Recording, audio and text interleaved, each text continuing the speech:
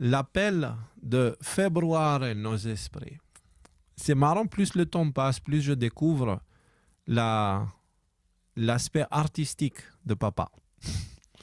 Il y a des métaphores dans la vie, en fait. Les poésies, c'est pas pour rien. Le principe de métaphore, c'est quelque chose qui s'applique à nos vies aussi. Et donc, je vois, je vous ai déjà parlé récemment du fait que le soleil envoie beaucoup plus d'énergie sur la Terre, d'accord? Et que ça va avoir des répercussions sur l'ensemble du vivant de la Terre. Quelles sont ces répercussions? De quelle manière vont-elles se manifester? Je ne sais pas encore avec précision, mais je sais qu'il y en aura. Et donc, avec le temps, j'apprends. Mais du coup, j'étais là et je vois ça.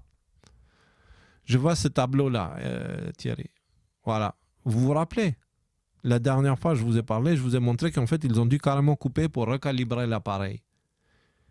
Et bien, il se trouve, ça détecte en fait la puissance de la résonance de Schumann. Et là, il y a un phénomène assez intéressant parce que là, on est le 4. Tout ça ici, c'est le 4 février, le 5 février, le 6 février. Et en fait, ça, déjà, c'est beaucoup trop fort. Partout où vous voyez du blanc, ça veut dire que le détecteur a saturé. Le blanc, c'est le point le plus haut. Il ne peut pas aller plus haut en couleur. Donc, si c'est 80 ou si c'est 400, c'est blanc. Okay? Parce que 80 étant le maximum. Je vous donne un exemple. Et là, les détecteurs sont en train de péter un plomb. Ils doivent carrément changer l'échelle pour pouvoir s'adapter parce qu'on a eu, en termes de puissance, une augmentation de 8000% en termes d'intensité. Hein. Ça veut dire la fréquence a baissé un tout petit peu. Okay? Elle est en train de baisser, d'ailleurs, qu'il y a des implications qu'on va aborder. Mais l'intensité a augmenté parfois jusqu'à 8000%.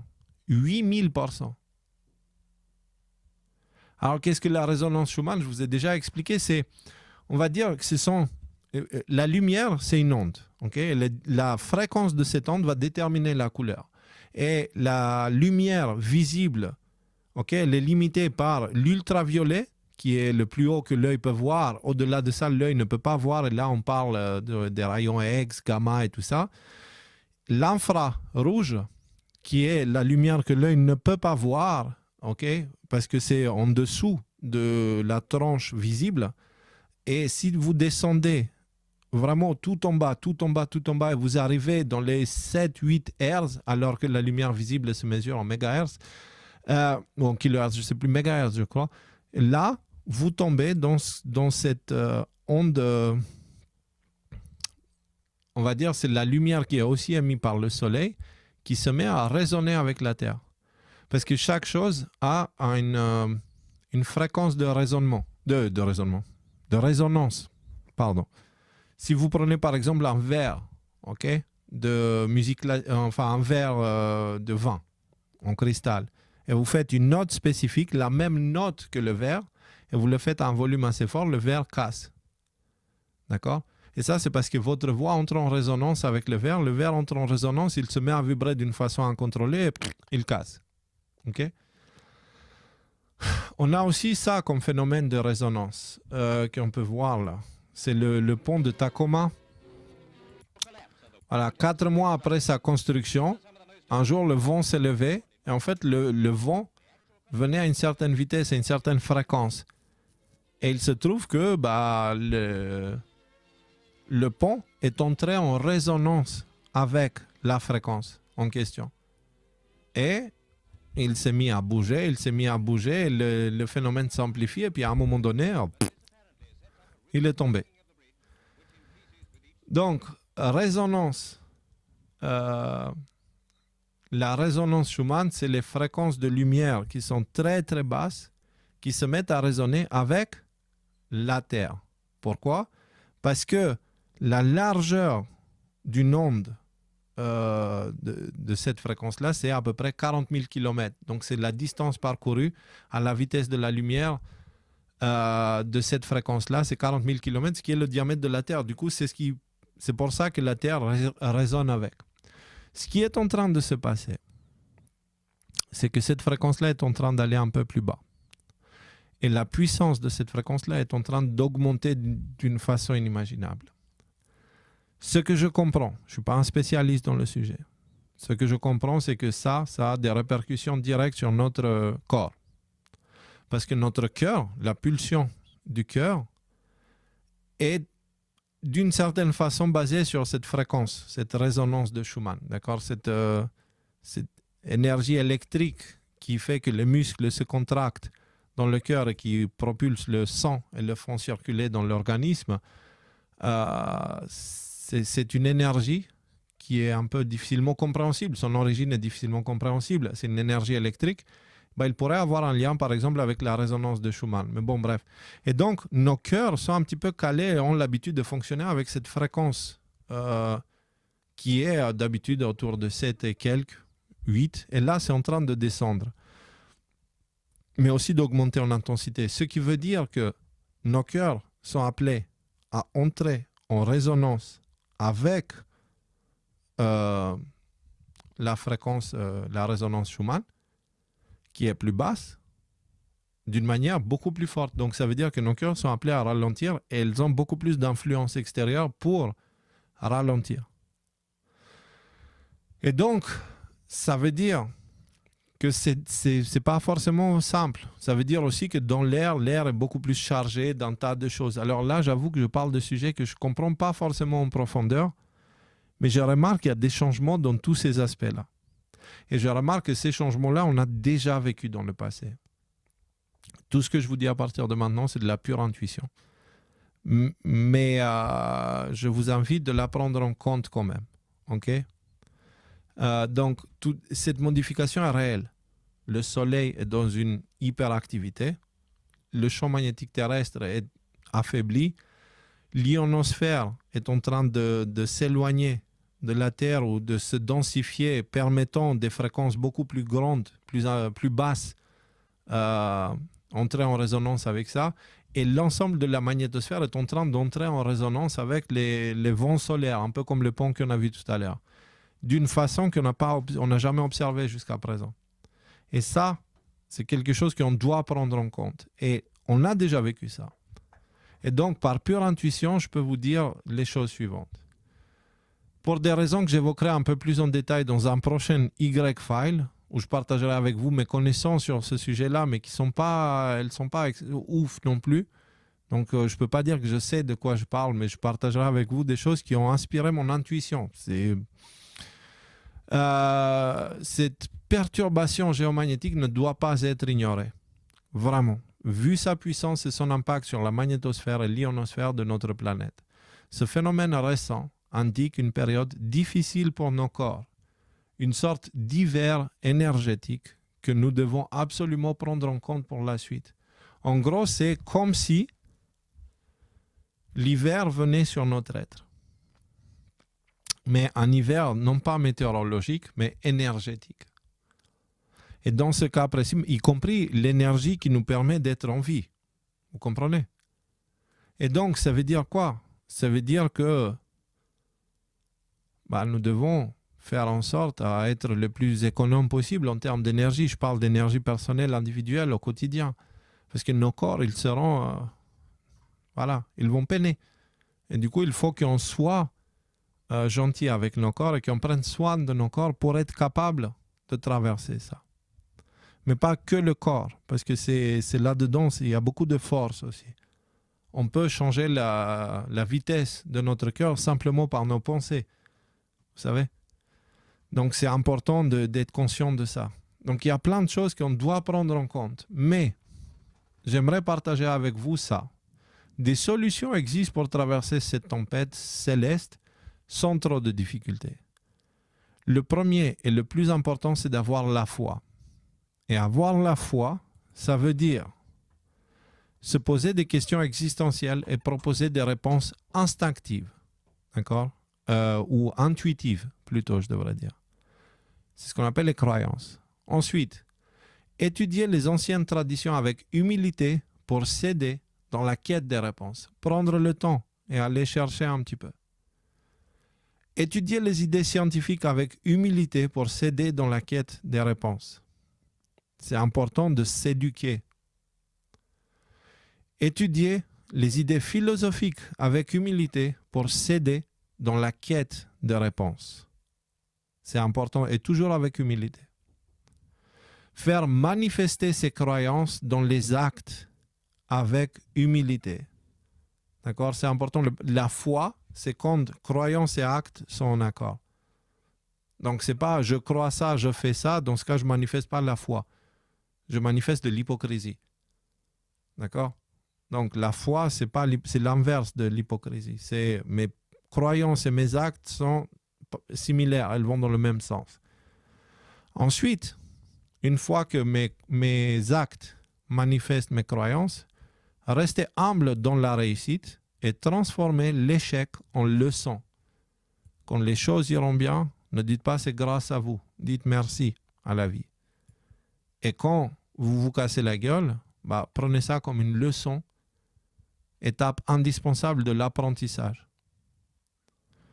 Ensuite, perfectionnez sa perception de la réalité en répétant ce processus. Toutes ces choses-là, les répéter en boucle et en boucle et en boucle et encore et se remettre en question et essayer et se casser la gueule et apprendre et recommencer, réessayer.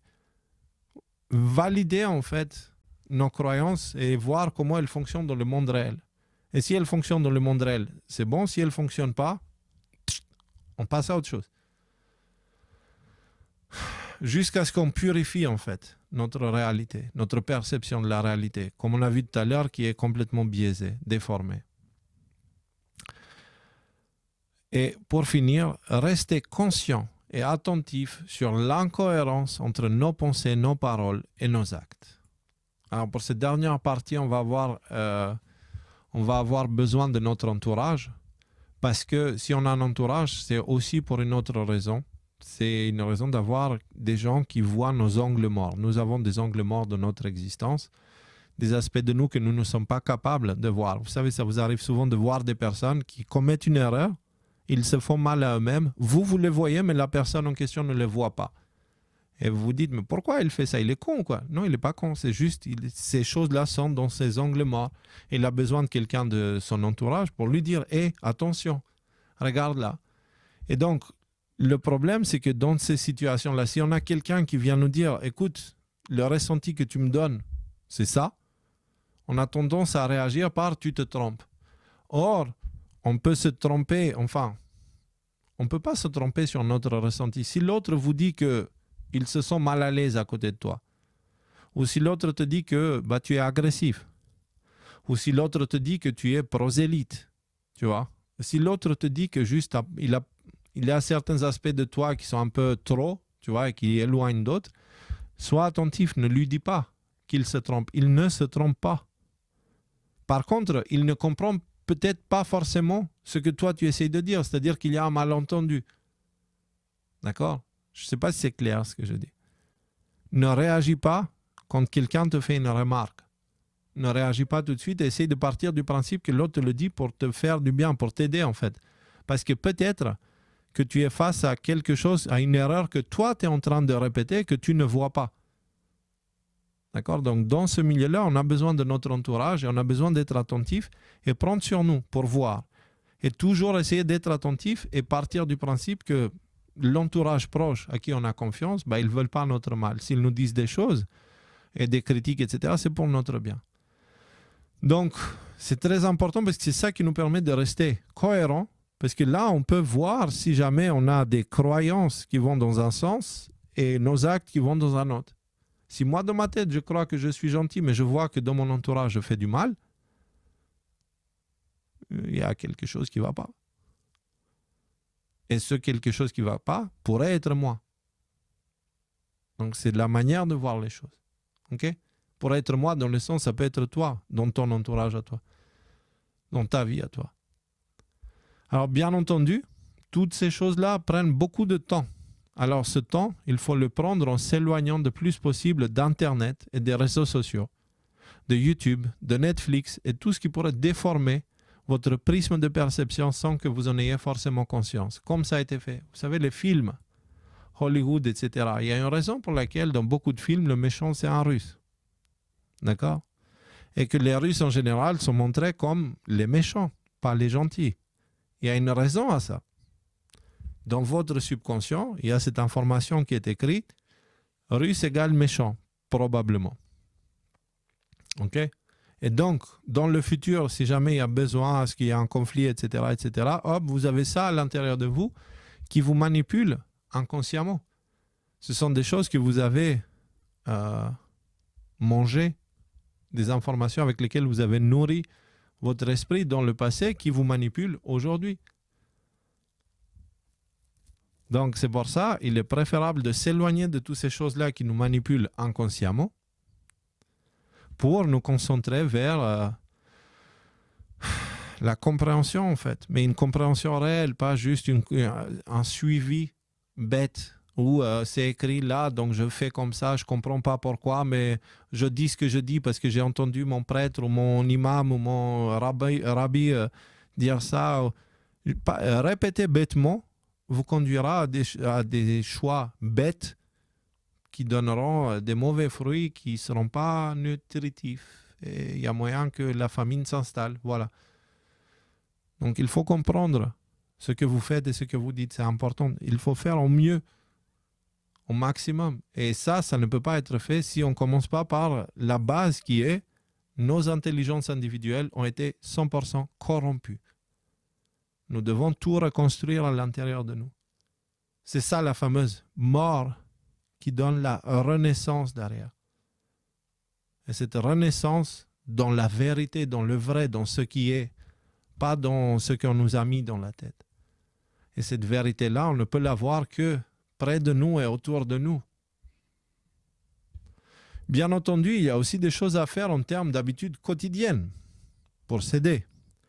Cela dit, si ces conseils ne sont pas appliqués, l'avenir risque de devenir de plus en plus compliqué. Je ne peux vous donner ces conseils, mais je peux vous dire ce que moi je ferai pendant les temps à venir jusqu'à ce que la tempête se calme vers fin 2025. Et j'espère d'ici là que ce soit des habitudes que je vais garder pour le reste de ma vie parce qu'une partie de ça, je fais déjà et ça a changé ma vie. Je ne manque pas d'énergie dans cette période-là. Et quand je parle de fatigue, c'est plus une fatigue psychologique parce qu'avoir la tête dans la désinformation d'Internet tout en essayant, c'est un petit peu comme essayer de marcher sur l'eau dans une tempête. Alors, je préfère marcher sur l'eau calme. Voilà, si je peux dire ça comme ça. Alors, ces conseils, enfin, c'est ce que moi je ferai et j'appliquerai. Et que, voilà. Pour cette période, je vais essayer de me coucher tôt, de préférence peu après le soleil, et de m'éloigner des écrans le plus tôt possible dans la soirée. Et prendre, avant d'aller au lit, une douche tiède ou froide. En ce qui me concerne, ça sera froid. Mais je dis aussi que c'est possible, tiède, ça peut aider aussi. Je vais essayer de me lever tôt. Et dès que je me lève, j'étire mes muscles, c'est important. Si vous avez des animaux et vous les promenez, genre des chiens, vous verrez ou même des chats, c'est à chaque fois qu'ils se lèvent d'une sieste, première chose qu'ils font, c'est qu'ils étirent leurs muscles. C'est important, très important. Il faut toujours le faire. Il y a une raison de ça, c'est tu dis à tes muscles, c'est bon, on y va, là, on bouge. Parce que si tu ne le fais pas, ils vont devoir faire les premiers mouvements sans avoir la bonne quantité de sang et ça peut, on va dire, endommager. Ce n'est pas une bonne chose. Donc, je me réveille, j'étire mes muscles et je réveille ma conscience avec une douche froide. En ce qui me concerne, la première chose que je fais quand je me réveille, j'ai encore les yeux un peu comme ça, je suis déjà dans la salle de bain, je fais ma prière, à la fin de ma prière, poum, j'ouvre l'eau froide. La prière, si vous voulez la faire, c'est votre droit. Moi, j'en fais une. Et je fais toujours une prière qui me concerne. C'est-à-dire, en gros, ma prière, elle dit « Je suis imparfait, avec plein d'ongles morts. Qu'est-ce que je peux améliorer dans ma vie aujourd'hui? Guide-moi. » Voilà. Je suis attentif. Et purifie-moi avec cette eau. Lave-moi. Voilà. Je lance. Et reconnaissance, beaucoup de reconnaissance, merci et surtout humilité. Ok. Je lance l'eau froide et là, je passe de ça à...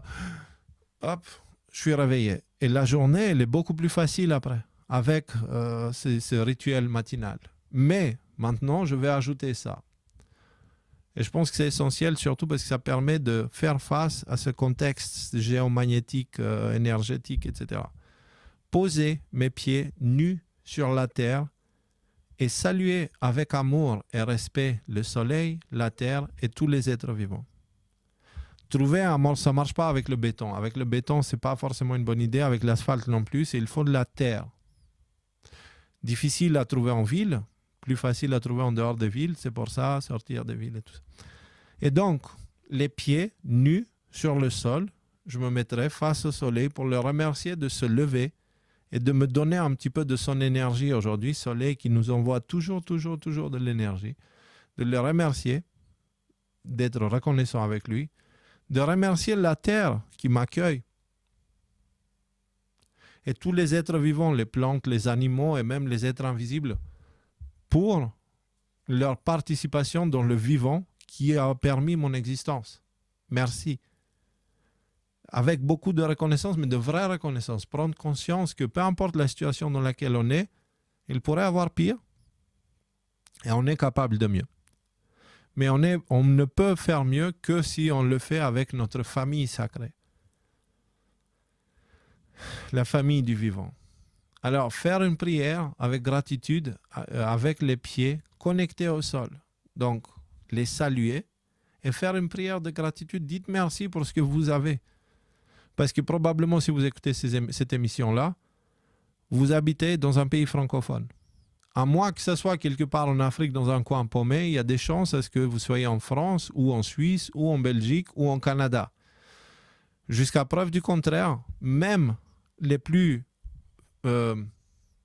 moins avantageux, ou les moins, comment tu dis, les plus galériens dans ces pays-là, ça n'a rien à voir avec les difficultés qu'il y a ailleurs dans le monde.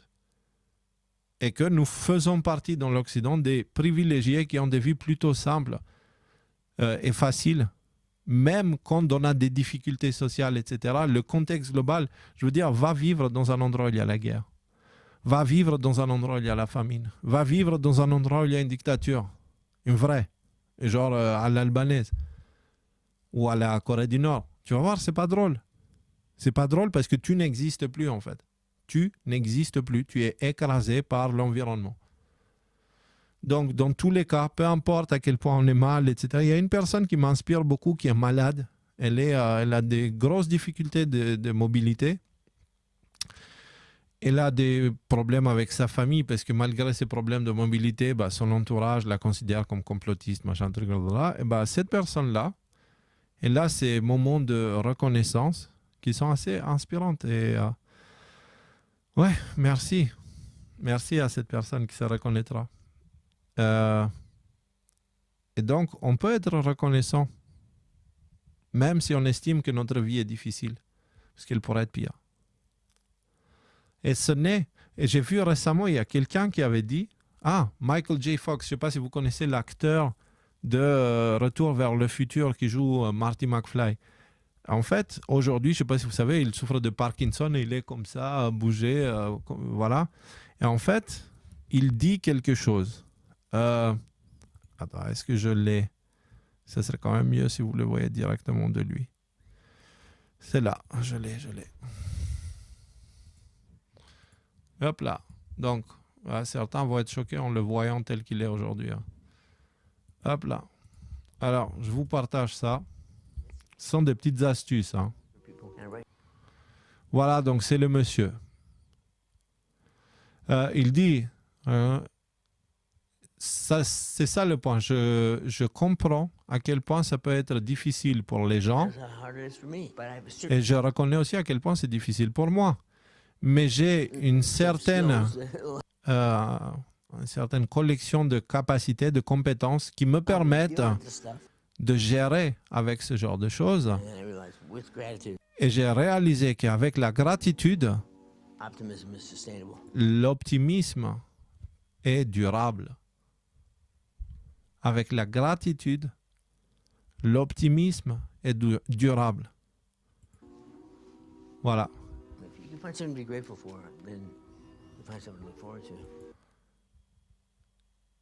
Trouve quelque chose Si tu as quelque chose pour lequel tu peux être reconnaissant, tu as quelque chose qui te donne une raison de te lever le matin.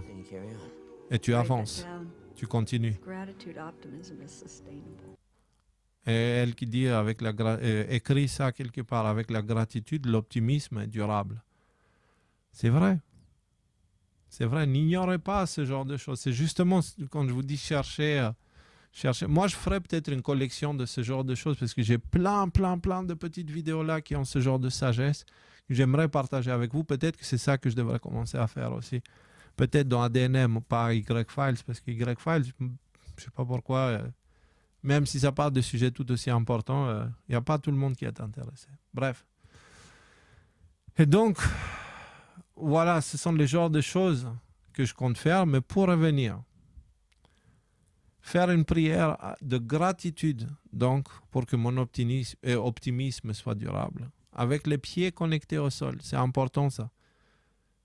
Exposer mon plexus solaire au soleil pendant au moins 15 minutes par jour, peu importe la météo. Essayez d'exposer mon torse à l'extérieur.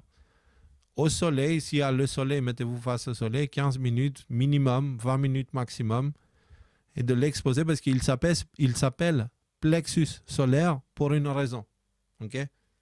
Et dans cette période-là, toute source d'énergie est la bienvenue. Okay?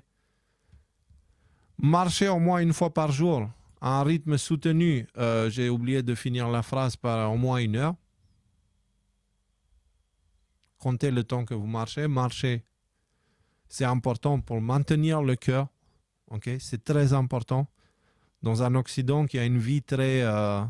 on ne fait plus rien, en fait. On passe notre temps. Moi, je vois, pour préparer les émissions, je passe 80% de mon temps assis sur cette chaise-là, de mon temps de réveil. C'est pas bon. Heureusement que j'ai 2 chiens, hein, que je dois sortir tous les jours. Quand je suis ici chez Isabella et quand je suis à Orléans, j'ai d'autres activités qui me forcent à sortir tous les jours et je vais en ville à pied. Voilà. Je ne prends pas de voiture. Tiens, c'est plus écologique aussi. Et ça fait du bien. La marche, ça aide. Ça permet de maintenir. Ensuite, ça, c'est quelque chose d'important. Dans l'absolu, on devrait manger dans cette période-là que du biogénique et bioactif. Mais j'essaye de manger quelque chose de plus réalisable. 30% biogénique, 40% bioactif, 30% biostatique et éviter au maximum le biocide. Alors, qu'est-ce que c'est que biogénique? 30% de biogénique, ça veut dire 30% de graines germées, herbes vertes ou œufs. Dans 100% de ce que je mange tous les jours, il va y avoir 30% de ça. 40% du bioactif. Le biogénique, c'est ce qui permet au corps de se régénérer. Okay? Ça nourrit et ça permet de se régénérer. Ça donne au corps le nécessaire pour refabriquer des cellules et ainsi de suite. 40% bioactif. Qu'est-ce qui est bioactif? Sauf sont les fruits et légumes frais et non cuits. Les crudités. Et les fruits aussi. OK? Donc, 40% de bioactif et 30% de biogénique, ça fait beaucoup de verdure dans l'assiette. Donc, il y a aussi 30% de biostatique. Qu'est-ce que le biostatique?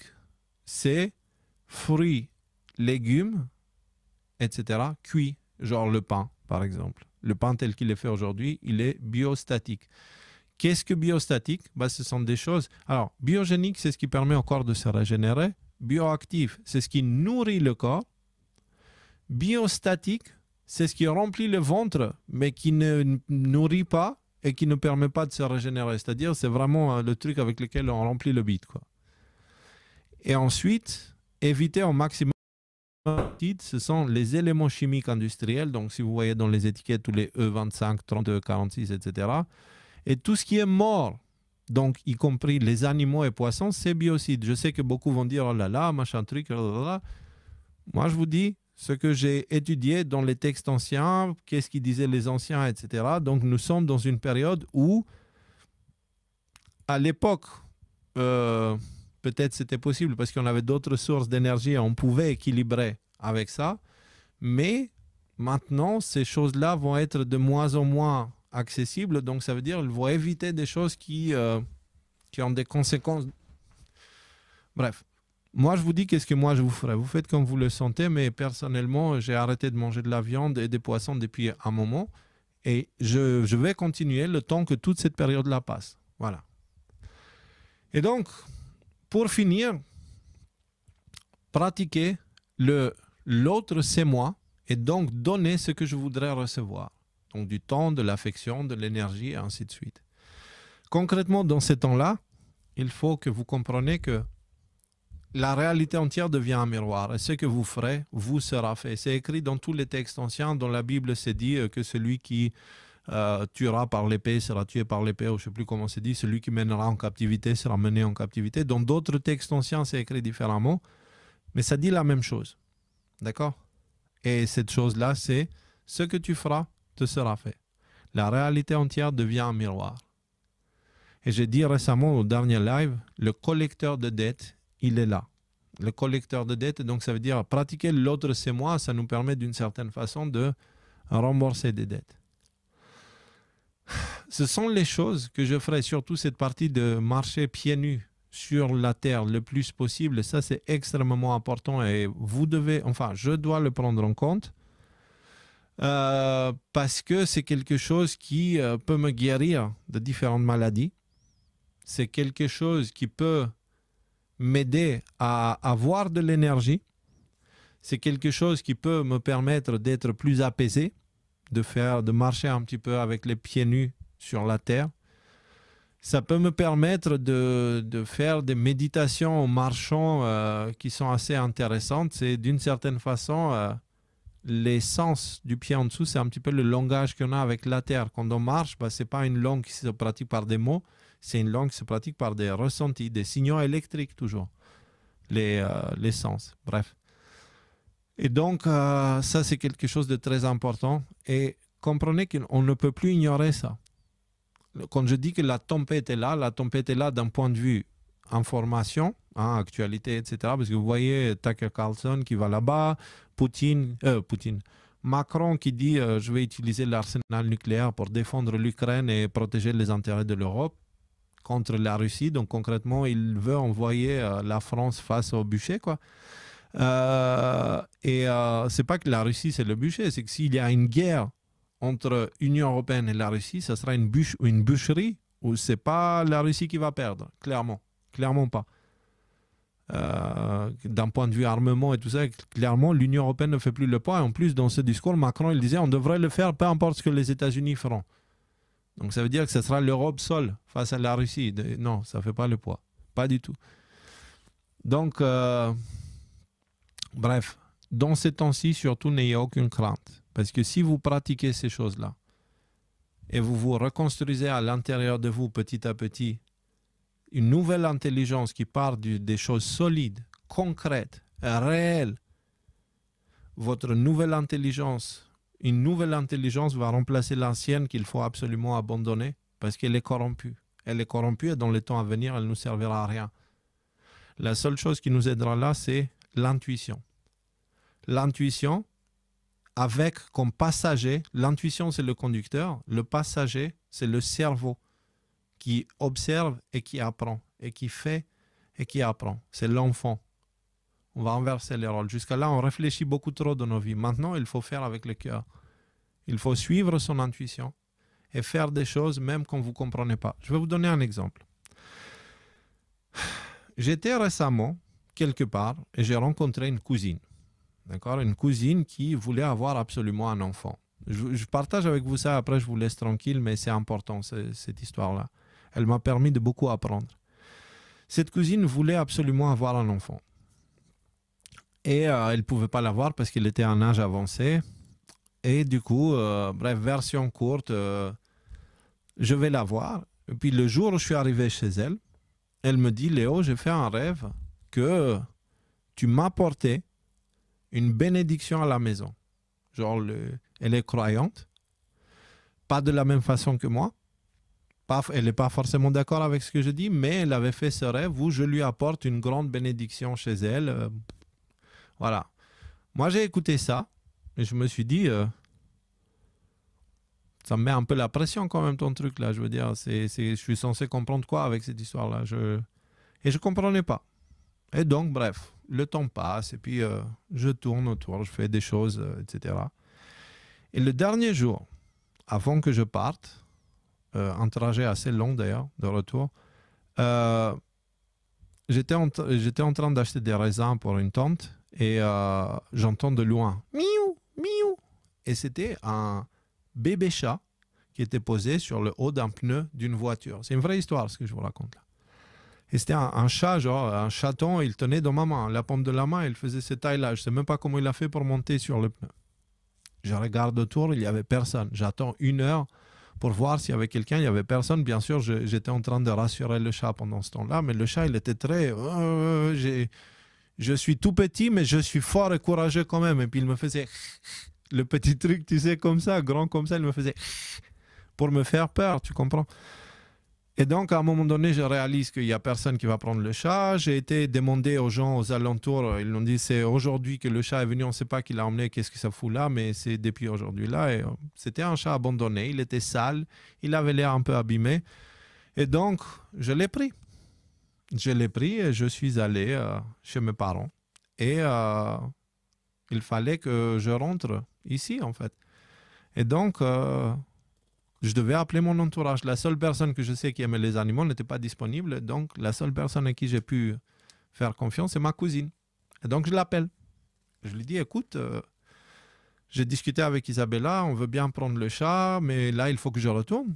Mais je ne peux pas emmener le chat avec moi. Du coup, est-ce que tu veux bien garder le chat en attendant? Oui, bien sûr, avec grand plaisir. Je lui avais rendu un service il n'y a pas longtemps à ma cousine. Et du coup, elle voulait me rendre ce service en s'occupant du chat. Et du coup, j'apporte le chat, on fait quelques courses pour qu'elle puisse avoir le chat, etc. Et voilà, je laisse le chat. Et tout ça à minuit, 1 heure du matin. Donc, on est 3-4 heures après que j'ai trouvé le chat. Et le chat, il a déjà un domicile et tout est bien, etc. Et le lendemain, moi, je peux rentrer tranquillement. Et ma cousine m'appelle, genre, 1 semaine après pour me dire que pour les vaccins, on ne peut pas le faire maintenant. Ça prend un certain temps avant de pouvoir vacciner l'animal. Et je dis, j'espère que ça ne te dérange pas de le garder. Elle dit, non, non, ça ne me dérange pas du tout de garder le chat. Pas du tout, pas du tout. Elle était genre, pas du tout, ça ne me dérange pas. Je dis, ok, d'accord, je comprends, super. Merci, c'est très gentil de m'aider avec ça, etc. Puis le moment arrive où elle m'appelle, genre, ah oui, oui. Juste avant que je parte, il fallait choisir un nom. Et puis il y avait plein de noms qui ont été proposés. Puis moi, ça m'est venu, j'ai fait le lien avec le rêve qu'elle avait fait. Et je me dis, je vais appeler le chat Théo. Théo, en grec, ça veut dire Dieu. Donc il fallait que je lui apporte une bénédiction selon son rêve. Ben voilà, je lui apporte un chat parce que c'est elle qui le prend et le chat s'appelle Théo, donc c'est elle qui le prend. Alors, elle m'appelle au bout d'1 mois et demi. Elle dit, tu sais Léo, j'ai quelque chose à te dire. J'ai pas envie de te retourner le chat, en fait, j'ai pas envie de te rendre le chat, je veux garder le chat. J'étais là genre, bah c'est cool en fait, ça m'arrange parce que on a déjà, enfin Isabella, elle a déjà assez d'animaux et voilà. Elle dit, ah, mais du coup, je suis très contente, c'est super, etc., etc. Et concrètement, enfin, un peu de temps plus tard, il y a ma tante, on est maintenant 3 ou 4 mois après, ma tante qui appelle ma mère, qui dit, oh là là, depuis que Léo, il a emmené le chat à la maison, la cousine, elle va super bien, elle est très heureuse et puis elle n'a qu'une envie, c'est rentrer du travail pour jouer avec le chat. C'est comme si elle avait retrouvé sa vie, elle est sortie de cette sorte de dépression dans laquelle elle était parce qu'elle a un être à aimer et cet être l'aime aussi et donc il y a une complicité, c'est magnifique. Concrètement, qu'est-ce que je veux dire par là? C'est au moment où j'ai entendu le cri de ce chat, j'ai vu, tu sais, tu avais devant toi un être fragile, faible, en danger. Et du coup, je me suis pris d'un sentiment de tristesse de le voir parce que j'aime pas, en fait, quand les animaux souffrent. Et j'étais extrêmement triste. En plus de ça, le lendemain, j'avais un long trajet à faire. Je n'avais pas préparé mes affaires et tout. Je n'avais rien préparé. Donc, je me suis dit, mais pourquoi je fais ça? Léo, pourquoi tu te rends la vie encore plus compliquée en prenant ce chat, tu vois, le jour où je l'ai trouvé? Et j'ai même dit à papa, je dis, mais qu'est-ce que tu me fais là? T'as pas un peu de pitié pour moi? Tu sais pas comment je suis stressé, etc. Et puis, silence de l'autre côté, juste, et confiance. Et donc, ça veut dire quoi? Ça veut dire qu'à ce moment-là, mon intellect, il était en train de me dire, Léo, tu fais de la merde, c'est pas bien ce que tu fais. Tu te rends la vie compliquée, laisse tomber le chat. Même les gens autour, ils me disaient, mais laisse tomber, c'est juste un petit chat. Non, non, c'est pas juste un petit chat, c'est un être vivant. Et je peux pas l'abandonner. Et donc, mon intuition me disait le contraire. Donc, mon intellect me disait, Léo, c'est pas bien ce que tu fais. Tu te rends la vie trop compliquée, demain, ça va être compliqué et peut-être tu n'y arriveras même pas. Et donc, du coup, il faut repousser, il faut... voilà. Mais de l'autre côté, mon intuition me disait, tu ne peux pas abandonner cet animal-là.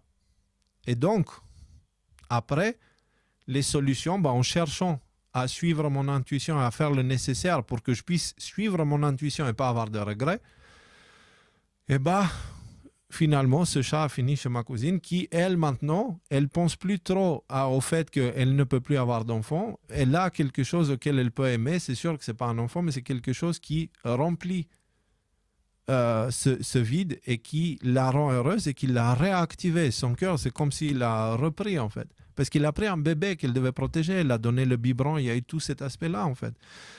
Et donc, finalement, elle est heureuse. Je suis heureux, le chat est heureux, mais pour qu'on arrive là, il fallait que je suive mon intuition et que j'ignore mon intellect qui me disait « Léo, tu te rends la vie compliquée, pourquoi tu fais ça, c'est n'importe quoi, etc., etc. » Donc, ce que je veux vous dire par là, c'est faites confiance à votre intuition. Quand vous le sentez fort à l'intérieur de vous, qu'il y a quelque chose que vous devez faire pour le bien commun et pour... quelque chose qui vous met dans des positions inconfortables. Ça ne veut pas dire suivez votre intuition qui va vous emmener à faire des choses, genre à tromper votre conjoint ou des choses comme ça, parce que ça c'est pas votre intuition. Alors, comment déterminer qu'est-ce que l'intuition et qu'est-ce que les désirs personnels? En général, l'intuition, elle te met dans des positions inconfortables. Les désirs personnels te ramènent à des positions confortables maintenant, mais inconfortables plus tard. Donc, c'est une manière de le voir. Suivez votre intuition. L'intellect, à partir de là, il ne faut plus faire confiance. Ne faites pas confiance à votre intellect, mais faites confiance à votre intuition. Moi, c'est ce que je fais. Ça fonctionne pour moi jusqu'à l'instant, jusqu'à présent. Et ça ne fait que m'emmener de plus en plus proche de la maison, si je peux dire ça comme ça. Et donc, dans ces temps-là, je voulais faire, pardon si je m'étale un petit peu, si je prends du temps à dire ça, mais par rapport au Soleil, on a déjà parlé. Par rapport à cette résonance entre le champ magnétique terrestre et le Soleil, on a déjà parlé. Ce qu'on n'a pas dit, c'est que là, on entre dans cette tempête-là. Et encore une fois, dans ces périodes de tempête, on ferme les portes et les fenêtres. Mais checkez quand même la qualité des portes et des fenêtres parce que, voilà, c'est une tempête, quoi. Et donc... moi, je vous dis, de mon côté, je ferai au mieux pour vous aider en vous apportant quelques vidéos qui apportent un petit peu de sagesse qu'on peut avoir partout. Et tempête 2024, 2025, ça va durer jusqu'à fin 2025 a priori. Donc, et le grand changement sera à ce moment-là, quoi, dans cette période-là. Il se fera d'une manière progressive pour qu'on puisse, pour qu'elle soit soutenable, pour qu'elle soit, qu'on puisse la traverser, quoi, parce que si ça arrive trop vite, non, ça ne marchera pas. Mais c'est là, ça a commencé. Et je disais depuis le début, à l'époque de 17 encore, je disais, il y aura un moment où la foi sera notre seul guide. Ce moment est là. C'est ce moment-là. Et la foi, l'intuition. Suivez votre intuition et ayez la foi qu'il vous emmènera là où vous avez besoin d'aller. Pas forcément là où vous voulez aller, mais vous ne savez pas ce que vous voulez, parce que vos désirs, elles ont été manipulés aussi. Donc votre intuition vous emmènera là où vous avez besoin d'être. Et donc dans cette période-là, c'est vraiment important de penser à toutes ces choses-là, de se purifier, de profiter. Donc j'ai commencé cette partie-là avec cette idée-là. Je cherchais pourquoi ça se passe maintenant, et puis je me suis dit, première fois de ma vie, je me pose la question, qu'est-ce que ça veut dire février ? D'où vient le mot février? Du coup, j'ai vu que février vient du latin februare, qui veut dire purifier. Et il semblerait que la constellation céleste, parfaitement adaptée pour cette période-là, prenez en compte tout ce que je vous ai dit. Ignorez au maximum ce qui se passe à l'extérieur, focalisez-vous au maximum ce qui se passe à l'intérieur. Essayez d'être attentif à vous-même et aux gens qui vous entourent et qui vous aiment. et aimez-les en retour. Soyez bons avec eux. Aimez aussi ceux qui vous détestent, parce que c'est facile d'aimer les gens aimables, mais le véritable courage est d'aimer celui qui n'est pas aimable, parce que c'est en l'aimant qu'il deviendra aimable. C'est difficile, mais on doit le faire. Si ce n'est pas nous qui le faisons, ce n'est pas quelqu'un d'autre qui va le faire. Nous sommes censés être les plus éveillés, alors nous sommes censés avoir plus de poids et de responsabilité. Faisons ça. Occupons-nous des poutres, parce qu'on a des collections maintenant, de poutres dans nos yeux, et laissons tomber la paille dans l'œil du voisin. Et soyez tous bénis. Marchez en paix. Et je vous laisse avec cette magnifique chanson que je remets pour ce live-là et que je pense que je vais mettre pendant une période. J'espère que Kenny Arcana n'est pas fâché si je ferme mes lives avec cette chanson qui, pour moi, est un cadeau à l'humanité de sa part. Merci Kenny Arcana pour cette chanson. Merci à vous tous d'avoir été là ce soir. J'espère que vous avez appris des choses. Pardon si je n'ai pas parlé du concert de Prince Charles, etc. Mais ce sont des sujets, on a déjà parlé tellement de fois. Et si vous ne comprenez pas, je vous en parlerai au prochain live éventuellement. Mais en gros, vous en verrez des personnalités de ce niveau disparaître de plus en plus pour des raisons qu'on a évoquées à l'époque des décodeurs. Donc voilà. Sur ce, prions. Prions pour le monde nouveau. Prions pour la transition. Soyons unis avec le divin qui se manifeste de l'intérieur de nous à travers l'intuition.